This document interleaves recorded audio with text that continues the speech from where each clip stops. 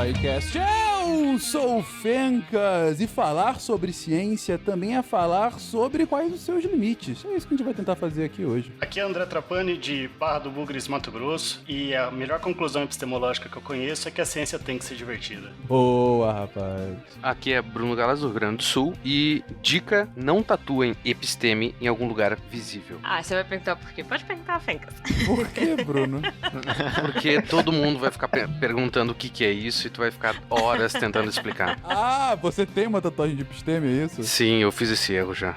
Ok. Muito justo. Agora eu posso mandar o link do cast, né? Exatamente. Por que é isso? Ouve essas 2 horas aqui pra entender.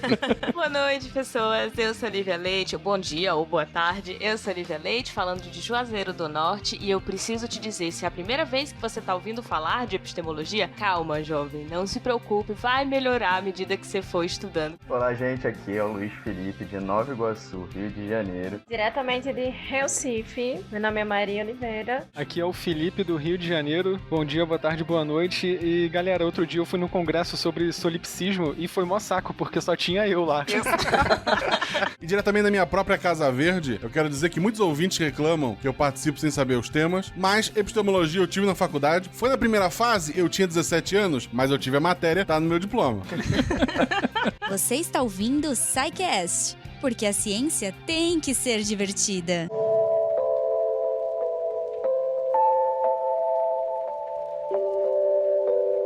Queridões, como já ficou claro aí pra essa equipe recheada, é um assunto não dos mais recorrentes, mas epistemologia faz parte do pensar a ciência, faz parte de fato de entender os limites da ciência, enfim, faz parte em saber como a gente sabe das coisas, e é sobre esse o tema aqui hoje.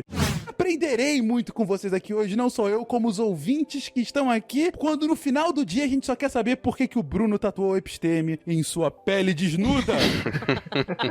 Gente, o que afinal é epistemologia? Me conceituem a temática do episódio. A epistemologia ela é uma forma de compreender, colocar ordem e organizar o que é um conhecimento, como a gente categoriza o conhecimento e, como o pessoal já falou, para além do conhecimento científico. Mas até o próprio conceito de o que é conhecimento. Tudo isso a gente encontra como grandes bases e grandes objetos da epistemologia. Ou seja, quando você fala assim, eu sei determinada coisa. O que significa saber essa determinada coisa? Quais os critérios que você tem que ter satisfeitos para você poder dizer que de fato você conhece algo? Então é por aí que a epistemologia começa. E eu acho que, assim, pelo menos aplicando um pouco para minha área, puxando um pouco a sardinha para a história, acho que um exemplo bem prático de como a aplicação da epistemologia é importante está na famigerada pergunta que é o terror de todo historiador, o que é história. Então, o conceito de história é uma ciência ou não, e são os estudos epistemológicos que vão ajudar a determinar e a categorizar o que a gente entende ou não como ciência, para a partir disso a gente poder categorizar se um método histórico ele é ou não científico. Então, assim, uma aplicaçãozinha mais prática desse conceito no âmbito um pouquinho mais fechado, assim. Essa discussão, ela aparece em muitas áreas, né? No direito também tem essa discussão. Pessoal, o que é direito? O direito é ciência. Já vi essa discussão na matemática, até na filosofia, embora filosofia é mais tranquilo falar que não é um conhecimento científico, né? Um outro tipo de conhecimento, mas eu acho muito interessante você questionar, né? O que é ciência, quais áreas realmente são científicas, e parece algo às vezes simples, a gente acaba jogando tudo para ciência hoje em dia, né? Ciências humanas, ciências sociais, mas será que as ciências humanas mesmo sempre foram consideradas como ciência, como áreas do saber que produzem conhecimento científico? Será que a própria matemática seria uma linguagem, seria ciência? Será que o direito é ciência? Isso é uma das perguntas que a epistemologia, né? Você precisa da epistemologia para responder. Dependendo da corrente que você for seguir dentro da epistemologia, você vai ter uma resposta diferente. O que a gente está falando aqui tem várias camadas, né? Porque, assim, primeiro a gente começa na epistemologia do mais superficial, que é a natureza do conhecimento mesmo, sem partir para nenhuma especificidade de área, né? Qual é a natureza do conhecimento? Quais os critérios que você satisfaz para dizer que você conhece alguma coisa? Por exemplo, eu sei que, sei lá, a minha parede tem cor marrom. garfim. Como eu sei? Aí, isso é uma pergunta epistemológica. Outra pergunta poderia ser, como eu sei que um quadrado tem 4 lados? É outra pergunta epistemológica, mas diferente dessa outra. Então, são coisas diferentes. E então, dentro dessa pergunta mais geral sobre qual é a natureza do conhecimento, a gente tem as perguntas mais específicas que vão falar sobre a natureza do conhecimento dentro de determinada área. Então, por exemplo, será que a natureza do conhecimento científico, ele tem a mesma natureza do conhecimento do senso comum? Será que o conhecimento científico e o conhecimento do senso comum tem alguma semelhança ou alguma diferença em relação ao conhecimento religioso, por exemplo? São perguntas epistemológicas também. E assim a gente vai estudando numa forma mais geral a natureza do conhecimento e estudando como que a natureza do conhecimento se manifesta de maneira diferente nas áreas. E até o próprio conceito de conhecimento é um problema epistemológico. O que eu posso considerar para determinar que aquilo é ou não conhecimento? Então também é primordial dentro da epistemologia. Por exemplo, se eu disser que eu sei que um quadrado tem 3 lados, será que isso é conhecimento? Exato. O que eu vou usar para determinar que isso é um conhecimento, que não é? Quais os critérios, os limites? Ou seja, tem uma frase que já foi utilizada aqui algumas vezes no cast por um pesquisador de relações internacionais, que também foi meu orientador, né, o Marcelo, que eu gosto muito, que eu acho que resume bem todas essas falas iniciais, né? Epistemologia é aquela velha pergunta: como você sabe que você sabe aquilo que você acha que sabe? Gol dos gregos e os alemães não aceitam. Hegel argumenta que a realidade é mera subordinada de éticas não naturais, enquanto Kant, com seu imperativo categórico, diz que ontologicamente ela só existe na imaginação. Confúcio não quer saber de mais nada. Eu pego justamente dessa frase do Felipe. Você acabou de falar, quadrado pra mim tem 3 lados, é um conhecimento. Eu sei disso, isso é uma verdade pra mim. Por que isso não é um conhecimento? Isso não poderia ser um conhecimento? Eu afirmo aqui categoricamente que um quadrado tem 3 lados e, sei lá, que 1 e 1 são 3. Então, aí a gente já entra num ponto específico que são esses critérios, né, que a gente tá falando aqui de maneira genérica, esses critérios pra dizer se determinada coisa é conhecimento ou não. Um desses critérios é que essa coisa, ela tem que ser verdadeira e justificada, ou seja, eu não posso só falar que um quadrado tem 3 lados, eu tenho que me certificar de que essa informação ela é verdadeira, porque o conhecimento, ele necessariamente é uma informação verdadeira. Então, se eu falo algo que é falso, isso pode ser que não seja conhecimento de acordo com essa definição que a gente está usando aqui. Para além também da questão da justificativa, o conhecimento ele é uma crença que vai ser justificada, mas tomando como base uma lógica de compreensão e de construção coletiva. Porque não adianta eu afirmar e dar uma justificativa se eu sigo uma lógica completamente individual e que não casa com a construção que é dada para aquela ideia de forma coletiva. Porque para poder reafirmar um conhecimento, eu tenho que poder compartilhar ele com alguém. Não pode ser algo restrito. Essa questão de ser coletivo é interessante, né? O Felipe até brincou com o solipsismo. Opa, beleza? Editor aqui. Então, só para fazer um parênteses aqui, para explicar um pouquinho dessa bomba que soltaram, né? O que é esse danado de solipsismo que eles estão falando aí? Então, o solipsismo ele é um conceito que trata a ideia, por exemplo, de que você, ouvinte, como um indivíduo, seria a única entidade que existiria, de fato. Qualquer coisa para além de você mesmo seria apenas coisas da sua imaginação ou invenção da sua cabeça, do seu pensamento. Dentro do solipsismo não faz sentido defender a existência do mundo externo, não faz sentido defender a existência de outras pessoas, das coisas em si, porque tudo, como eu já disse, é invenção da sua cabeça. Então, tudo que existe é a sua cabeça, basicamente. Então é isso. Essa explicação, obviamente, ela é bem rasa, mas serve para você entender o que o pessoal está falando aí no cast.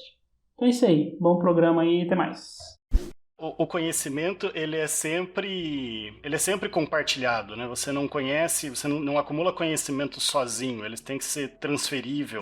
Mas quando a gente pega esse conceito mais clássico, né, de conhecimento como crença verdadeira e justificada, o verdadeiro, ele pode ser problematizado, e algumas correntes vão problematizar essa questão da verdade, exatamente porque o que é o verdadeiro, né? A gente consegue afirmar que um conhecimento é de fato verdadeiro, verdadeiro, o Newton ele acreditava que aquele conhecimento que ele estava produzindo era plenamente verdadeiro, e hoje a gente sabe que em situações relativísticas ele não se aplica da forma como Newton entendia, mas naquele momento ele era considerado leis absolutas, universais, que iriam valer em qualquer momento. Aí entra a própria distinção entre a verdade e a realidade. O que seria a realidade e o que seria a verdade, né? A gente vai ter alguns pontos específicos, alguns conceitos que a gente precisa definir muito bem quando a gente vai falar de epistemologia, porque para não confundir com sentidos comuns dessas palavras. Então, a realidade é aquilo que existe, né? Aquilo que está lá, que a gente pode conseguir conhecer ou a gente pode não conseguir, dependendo do que cada corrente epistemológica vai defender. A verdade, ela está mais relacionada com aquilo que a gente conhece sobre aquela realidade. Então, eu tenho uma realidade, né? Eu sei que, por exemplo, o Fencas é alto, né? Isso é uma realidade. Está lá, está acontecendo. Mas a forma como eu vou fazer essa afirmação é difícil de descrever, né? Porque a realidade não é algo que você pode descrever. A realidade, ela existe, mas qualquer descrição que você faça dessa realidade, você tem que passar a perguntar se aquela descrição, a minha frase, o Fencas é alto, é verdade ou não é verdade? Então, eu acho até um conceito difícil de trazer, por conta de que todo o problema da epistemologia é definir, entender o quanto da realidade a gente consegue conhecer. Eu acho importante fazer uma ponderação aqui. Quando faz essa distinção entre realidade e verdade, também a gente tem que tomar cuidado para não cair no relativismo, né? Aquela ideia de que, então, você tem a sua verdade, eu tenho a minha verdade, né? Todas as verdades são válidas, né? Porque Einstein falou que tudo era relativo. Eu já ouvi essa também. Cara, se alguém me fala um negócio desse, eu imediatamente lembro daquela tirinha que mostra, porque Einstein disse, aí chega Einstein por trás. O quê? O que foi que eu disse? Foi uma merda de coach, não foi? É isso que você ia falar, não foi? Mas é bem isso, mas por favor. A verdade, ela é, sim, vamos dizer, ela não é objetiva, né? A realidade, ela é objetiva, a verdade, ela não é objetiva, mas não significa que qualquer coisa pode ser verdade. Então, o Felipe estavam falando do quadrado de 3 lados, né? Essa frase, ela não pode ser verdade, a não ser que a gente mude completamente qualquer conceito que já tenha existido sobre quadrados, né? Então, por mais que eu possa ter interpretações de um mesmo fato, por mais que eu possa ver determinado fato de abordagens diferentes, algumas coisas vão ser falsas, né? Algumas afirmações vão ser completamente equivocadas. Por exemplo, cloroquina cura Covid. Então, essa é uma afirmação falsa. Dando o ponto que o Felipe trouxe em outras palavras, o quadrado vai ter 4 lados, porque a definição dele é que é um polígono de 4 lados, e isso é um quadrado. Então, como ele disse, não importa quantos quadrados eu for ver na vida, a não ser que mude a própria definição, é impossível que ele não tenha 4 lados. Agora, o outro ponto que vocês haviam colocado é esse conhecimento da minha altura, que vocês haviam colocado, o Fencas é alto. Ele é alto nesse contexto, a partir do momento que eu sei do contexto. Mas se eu mudo o contexto, eu sou alto comparado à média das pessoas brasileiras. Talvez em uma outra população em que a média seja 1,95, eu tô quase na altura média, um pouquinho maior. Não seria nem isso, Fencas. O primeiro exemplo, sim, né? O quadrado, ele tem 4 lados porque existe um conhecimento racional, uma própria definição. Eu não preciso ver os quadrados para saber que tem 4 lados. É diferente do Fencas é alto porque eu preciso ver você, eu preciso, com os meus sentidos, perceber a sua altura para entender que você é alto. Todos precisamos ver o Fencas. Sim. Sim, esse é um ponto interessante também. Eu tenho que ir lá auferir se de fato eu sou alto ou não. Não é um conhecimento prévio, Se tu foi a né? São Paulo e não viu o Fencas, você não foi a São Paulo. Obrigado, Guaxa. Quase um ponto turístico. Sim. Procura o rapaz alto de cabelo cacheado, você vê só a cabeça assim, tipo um tubarão no mar, sabe? Em vez da barbatana, é a cabeça do Malta, naquele mundo de gente. Indo um pouco além da minha altura e do que... Mas assim, eu acho que essa discussão é super importante, inclusive esse ponto que vocês colocam sobre o relativismo absoluto, né? Se é assim, qualquer verdade vale. Afinal, é a minha opinião, essa é de matar, né? Mas essa é a minha opinião, você tem que concordar, a liberdade liberdade de expressão. Mas enfim. Então, assim, tem o limite da própria auferição sobre se aquilo se sustenta ou não. É a lógica da cloroquina e do Covid que vocês colocaram agora. Ah, mas na minha opinião, a cloroquina consegue curar. Ok, essa é a sua opinião. Agora, o que a gente tá vendo aqui em diversos testes é que a sua verdade não tá se sustentando nos fatos científicos. Então, a sua opinião destoa do que a gente tá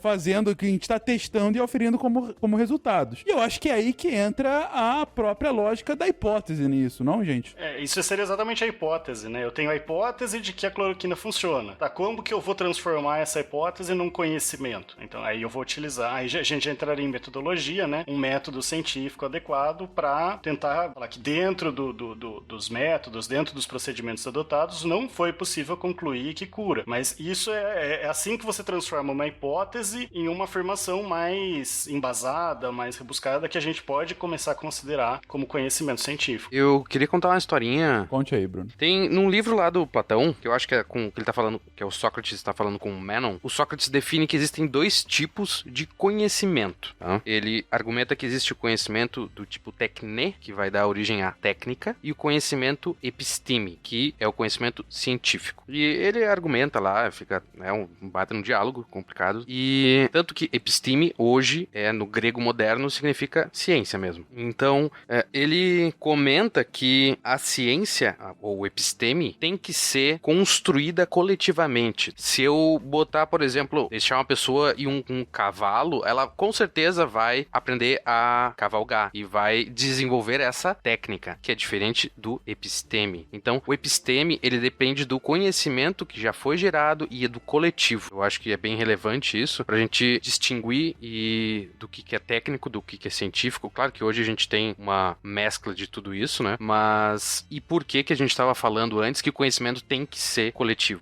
O conhecimento científico, ele tem que advir do conhecimento prévio realizado. Ele não é uma eureka deslocada da realidade dentro desse laboratório de física que o Bruno colocou. Ele vem de uma construção de outros pensadores e cientistas que te levaram a chegar naquele ponto para um novo conhecimento sendo formado e que vai contribuir no futuro para outros tantos também o serem, né? Isso que tu falou, justamente por eu ser um professor, eu me sinto parte dessa cadeia, desse elo, dessa corrente de ter passando a ciência, o episteme, pra frente, né? Eu não estou produzindo ciência, assim como tu, Fencas, né? Mas eu me sinto parte disso. E daí, sim, depois de ter explicado toda essa monte de coisa, que eu chego na conclusão, por isso tatuei episteme. Pronto, não precisa ouvir 2 horas, gente. Não, tem que botar essa parte no final. Tem ouvintes já parando de ouvir. Era isso, pronto. Acabou.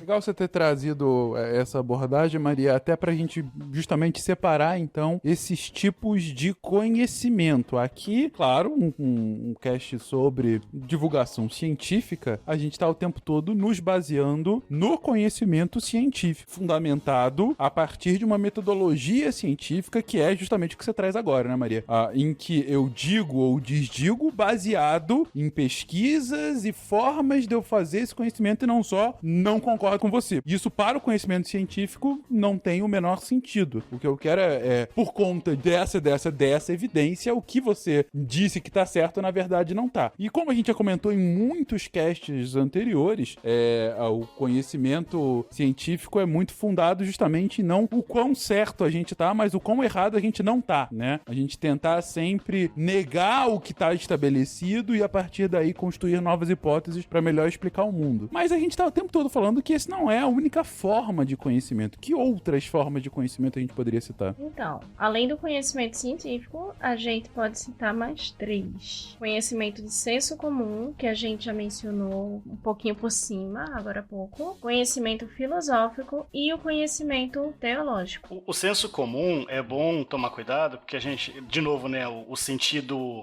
popular da palavra nem sempre se aplica, né? Você fala, você tá aí isso que você tá falando é muito senso comum. Não é nesse sentido de um... No sentido pejorativo, né? Mas não é nesse sentido. Não é uma coisa pejorativa de lugar comum, aquilo que todo mundo fala, um conhecimento raso. Seria o conhecimento que vem da experiência, vem da prática. Tá? Não sei se seria uma correspondência exata, mas entraria naquilo que o Bruno tava falando da tecne, talvez.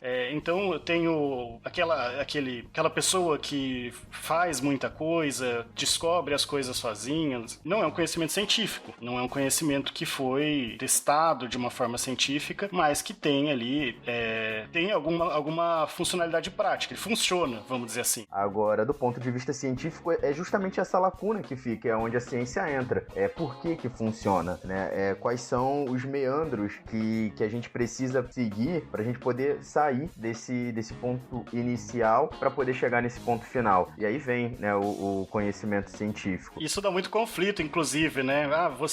Essa ciência aí tá querendo desbancar esse conhecimento que eu tenho, tá querendo falar que a canja não cura gripe, ou então tá querendo falar que esse remédio não vai funcionar para curar essa doença, né?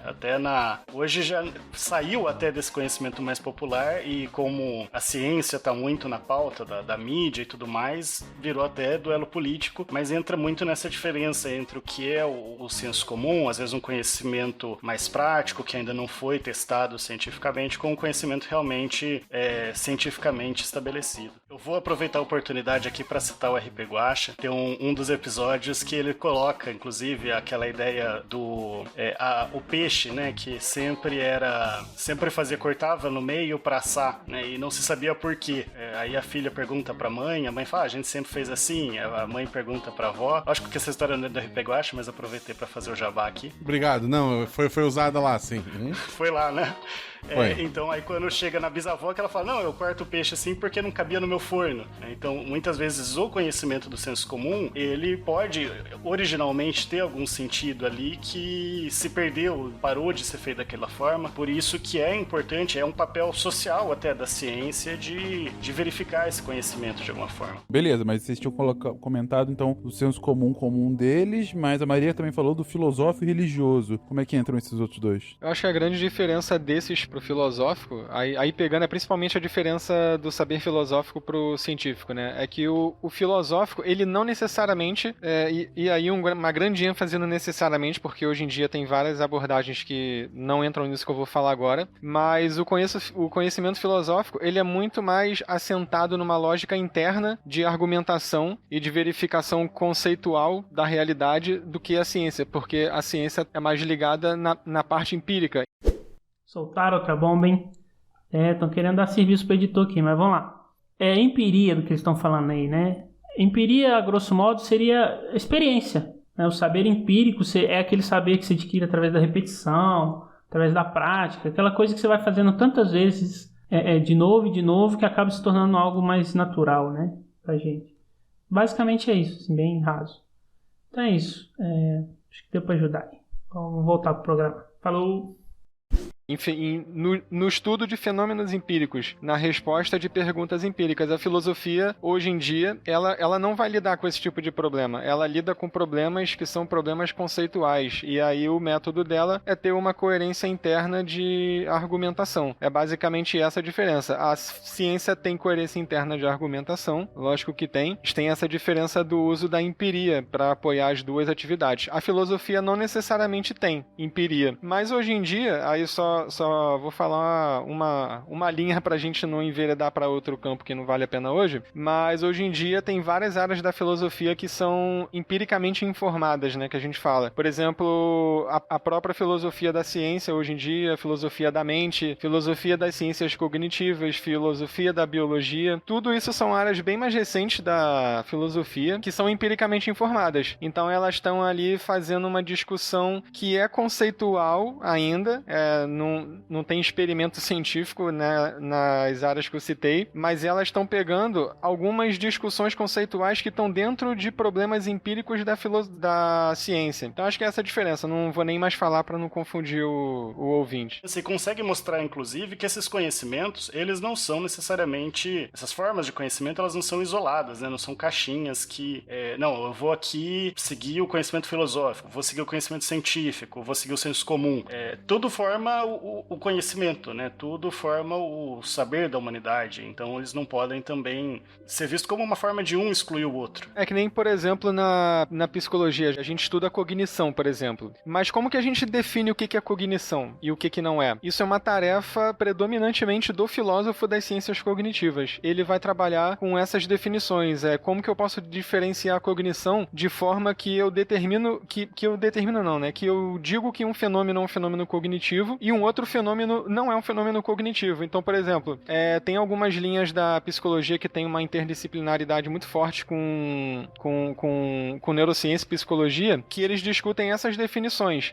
E aí, por exemplo, para alguns deles, alguns processos que a gente diria no senso comum que são processos corpóreos do corpo, algumas dessas correntes dizem que esses fenômenos são fenômenos cognitivos também. Mas não é o cientista que consegue dizer se é cognitivo ou não, porque essa é uma tarefa de definição que o filósofo é que vai ter. O cientista, ele tá pegando as definições já feitas e tá fazendo experimentos com base nessas definições operacionais. Agora, a discussão de base sobre o que é cognição, o que não é, o que é mente, o que é cérebro, se existe diferença entre mente e cérebro, isso tudo é tarefa da filosofia, não é o cientista que vai diferenciar essas coisas. Passando pro religioso, eu acho que o religioso ele é muito próximo ao filosófico, no sentido que também tem esse caráter de especulação racional, de um corpo sistêmico, sistemático, né? Mas a diferença do conhecimento teológico, religioso, é que ele é construído com base em dogmas, né? A filosofia, ela não aceita dogmas, são essas verdades incontestáveis. Então você tem algumas, Deus é bom, Deus é onipotente, então isso não é contestado, né? Isso é dado, a partir disso vamos construir o conhecimento religioso. Gol dos gregos e os alemães não aceitam. Hegel argumenta que a realidade é mera subordinada de éticas não naturais, enquanto Kant, com seu imperativo categórico, diz que ontologicamente ela só existe na imaginação. Confúcio não quer saber de mais nada. Eu acho que ele tatuou episteme só pra participar desse cast, inclusive. Mas não duvido. Dá tempo, não sei quando vai ser a próxima, mas dá tempo de fazer mais uma, né? Pois é, já vê o que tem nas próximas aqui, pautas, né? Vou tatuar aqui Darwin, pra ser chamado em todas de evolução agora, né? Não, assim, eu acho interessante que tatuar Darwin durante uma pandemia é algo bem...